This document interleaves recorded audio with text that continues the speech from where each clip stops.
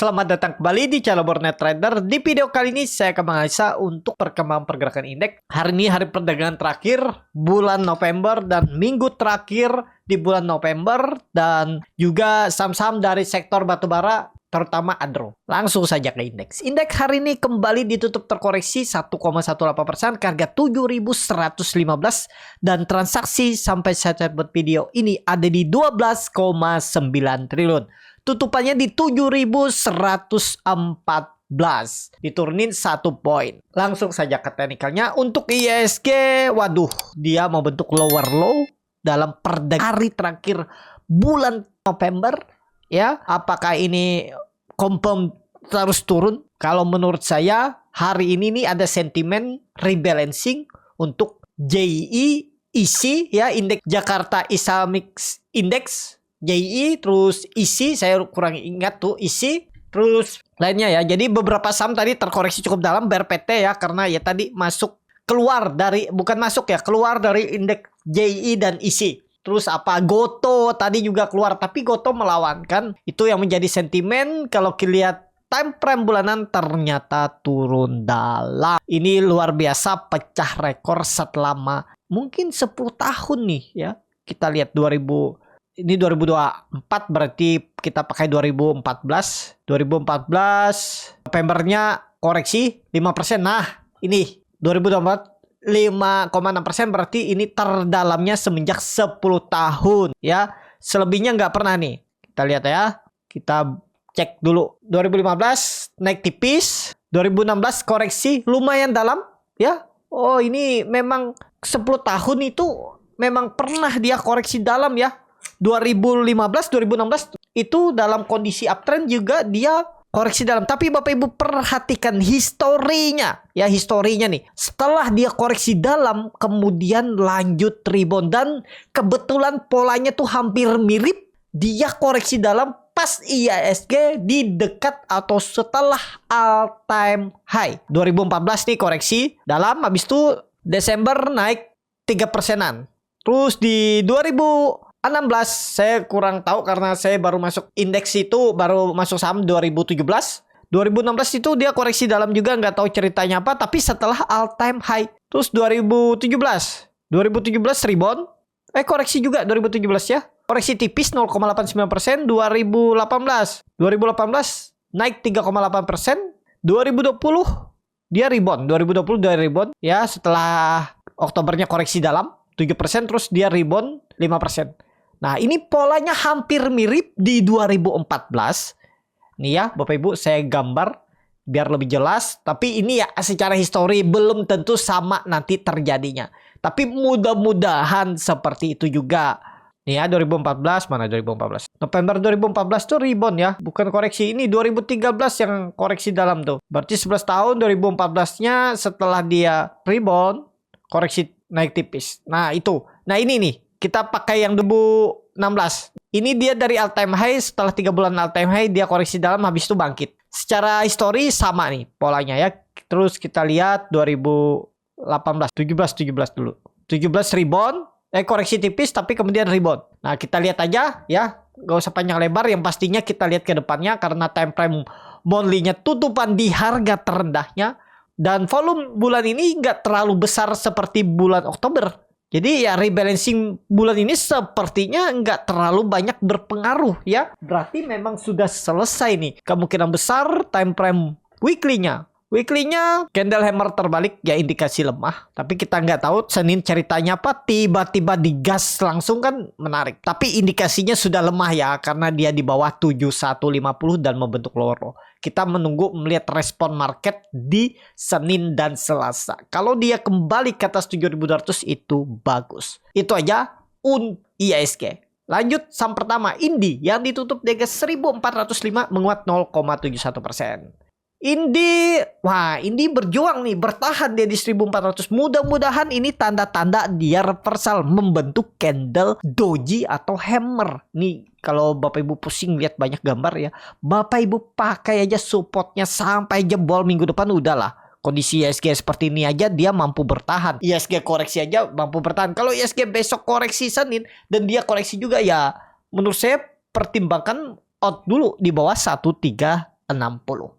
Neckline yang harus ditembusnya hari Senin 1450 atau 1455 tembus siap-siap uptrend. Coba lihat time frame weekly-nya. Weekly-nya dia koreksi volumenya makin kecil, MACD masih di atas perbatasan garis nol walaupun dead cross. Time frame bulanan. Bulanannya koreksi tapi dengan volume kecil. Semoga selesai. Ya, kuncinya memang lebih aman itu 1500 tembus dulu. Kalau minggu depan tembus aman. Atau titik sinyal balik arahnya itu 1450 itu juga bisa. Yang penting di atas EMA 200-nya nih bisa juga Bapak Ibu. Kalau dia buy on breakout silahkan. Disclaimer analisa kembali. Lanjut ke Adro yang hari ini ditutup terkoreksi dalam 24,63% ke harga 2080. Ini di luar ekspektasi juga ya. Perkiraan kan ini waktu itu gambaran saya kalau dia dividennya itu 33% dihitung dari harga penutupan Kumdet, itu kemungkinan besar loh ya. Dia di 2320, 2250 itu mantul. Dan ini saya ada juga kasih info di grup Borneo Trader ya untuk beli nyicil tapi nawar ya. Saya bilang belinya mulai 2320 sampai 2250.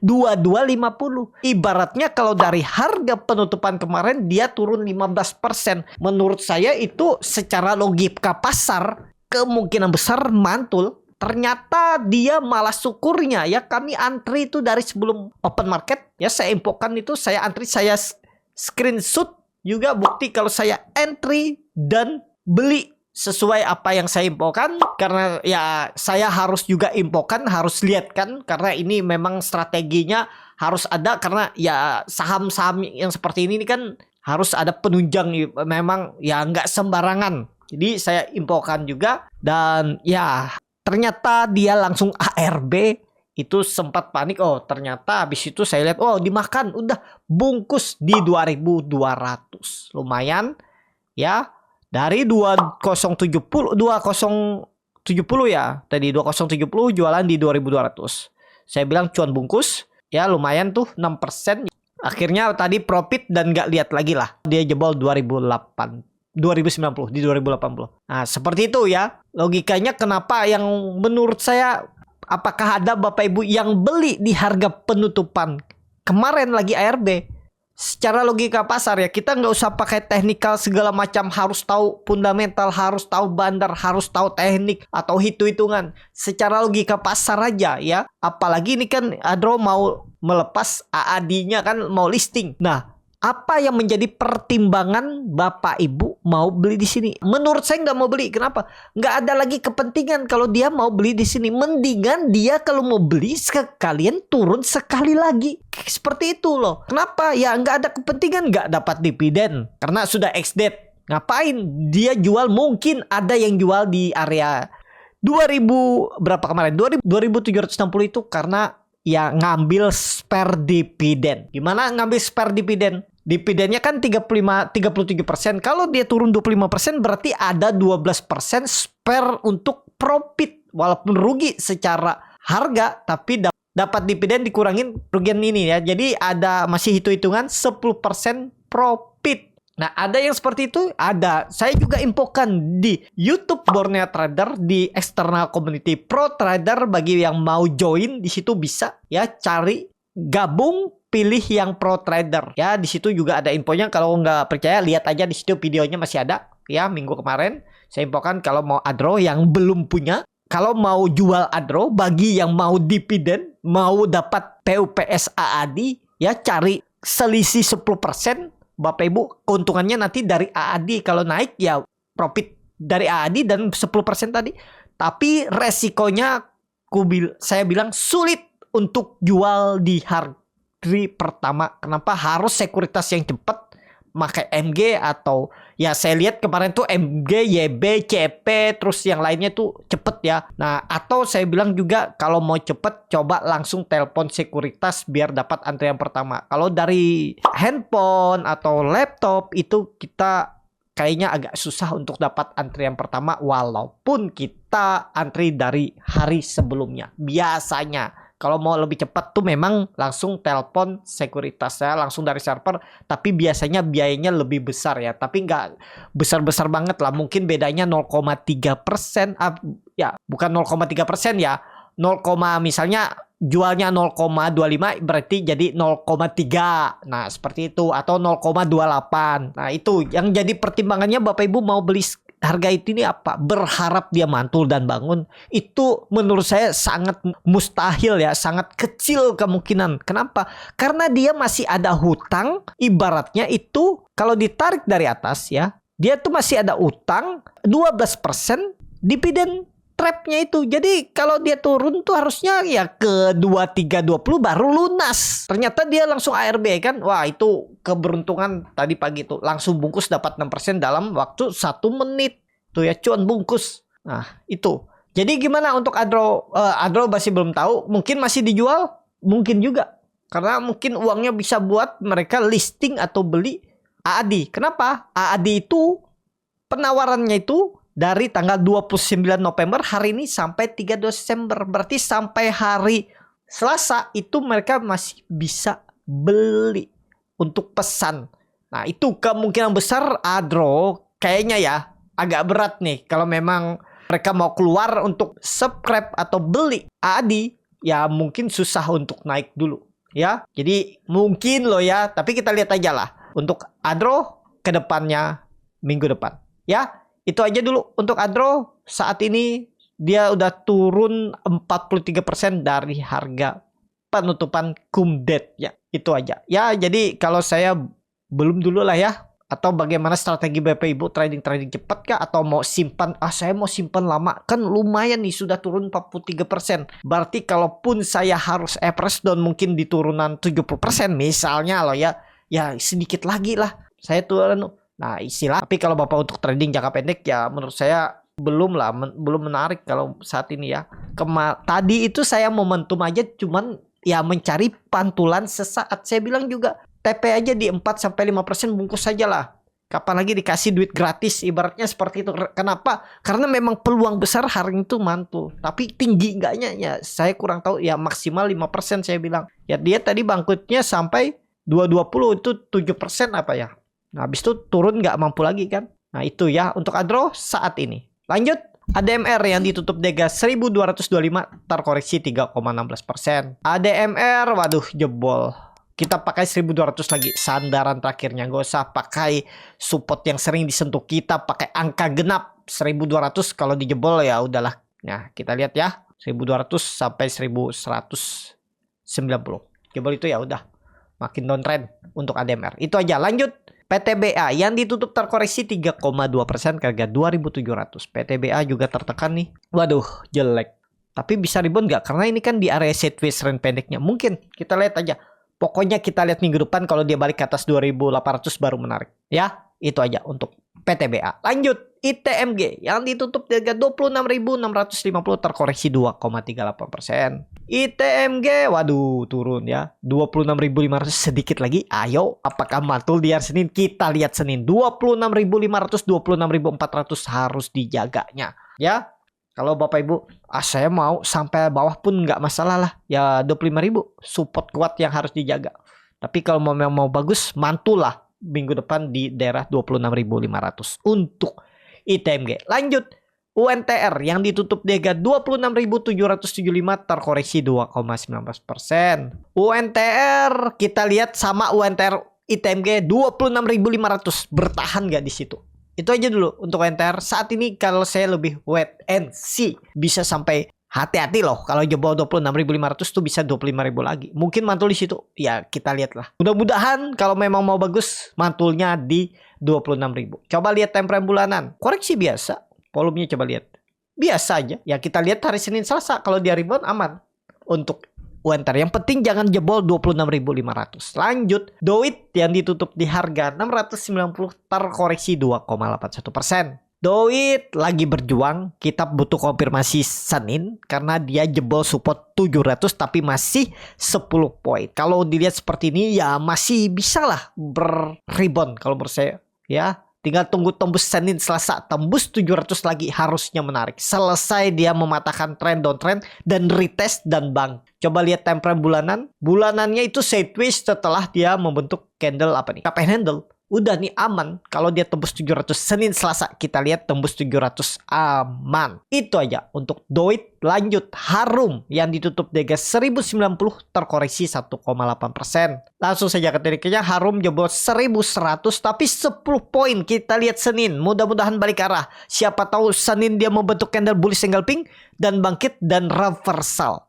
Pokoknya buy on breakout kalau dia tembus 1100. Untuk Harum kalau berminat, disclaimer, dianalisa kembali. Lanjut, BSSR yang ditutup di harga 4160 terkoreksi 0,71%. Secara teknikal BSSR, kalau BSSR ini ya, Bapak Ibu boleh toleransi sampai 4000. Offset sedikit turun nggak masalah. Kalau beli duluan boleh nggak ya? Silahkan.